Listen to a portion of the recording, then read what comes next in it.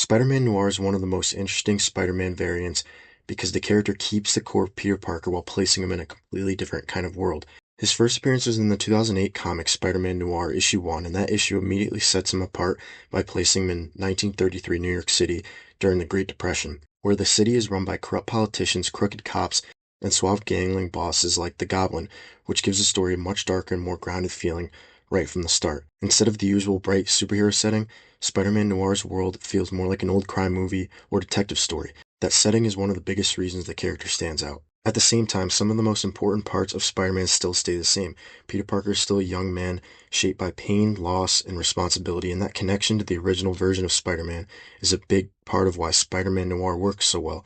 In the 1962 comic Amazing Fantasy, issue 15, the first appearance of the original Spider-Man, Peter gets his powers from a radioactive spider and begins the journey that defines him as a hero. And obviously, this is the story where Peter Parker gains remarkable abilities from a radioactive spider and learns the responsibility that comes with them. Spider-Man Noir keeps that same emotional core, but filters it through a much darker world. So even though the tone is different, the heart of Peter Parker is still there. One of the biggest differences between Spider-Man Noir and the regular version of Spider-Man is the source of his powers and the tone that comes with it. The original Spider-Man in the 1962 Amazing Fantasy issue 15 comic has a science-based origin built around the radioactive spider bite. Spider-Man Noir's origins presented in a much more eerie and mythic way, and that fits the noir style of the character. That change matters because it gives his story a different feeling from the start. The regular Spider-Man begins in a classic superhero origin story, while Spider-Man Noir feels more mysterious, more shadowy, and more tied to the darker mood of his universe.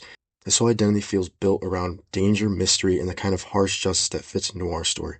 What makes Spider-Man Noir especially interesting is the kind of world he has to fight through. In the 2008 comic Spider-Man Noir issue 1, his enemies are not just traditional colorful supervillains. The story centers on corruption, organized crime, and a version of the Goblin who feels much more like a brutal crime boss than the classic Green Goblin most fans know.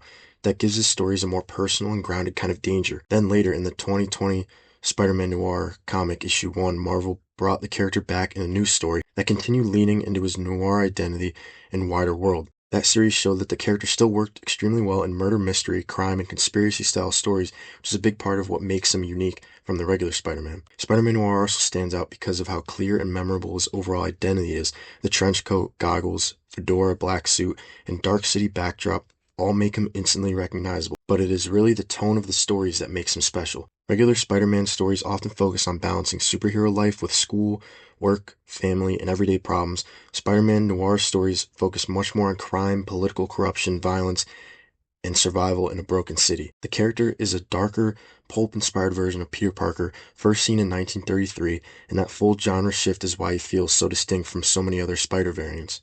As for the most powerful version of Spider-Man Noir, he doesn't really have one famous ultimate form in the way some Marvel characters do, where there is one clear final upgrade or transformation. The closest thing to his most powerful phase is probably his later Spider-Verse and Spider-Geddon era. In the original 2008 series, he is mostly a street-level hero fighting gangsters and corruption in his own version of New York.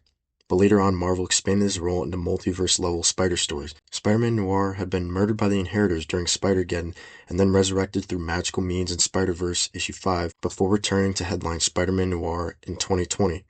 That later version of the character is probably the biggest and most powerful stage of Spider-Man Noir, not just because his powers completely change, but because his scale, experience, and the threats around him become much larger than they were in his original street-level stories. So again, to tie it all together, Spider-Man Noir is unique because he keeps the heart of Spider-Man while changing almost everything around it. The 1962 Amazing Fantasy issue 15 comic gives Peter Parker his classic science-based origin and his responsibility-driven path as a hero, while the 2008 comic Spider-Man Noir issue 1 reimagines those same ideas in the 1930s world filled with corruption, fear, gang violence, and noir-style mystery. Later stories like the 2020 comic Spider-Man Noir and the larger Spider-Verse comic show that the character can work both as a street-level vigilante and as part of massive multiversal stories. And that mix of familiar Spider-Man themes and completely different setting and tone is what makes Spider-Man Noir such a memorable version of the character.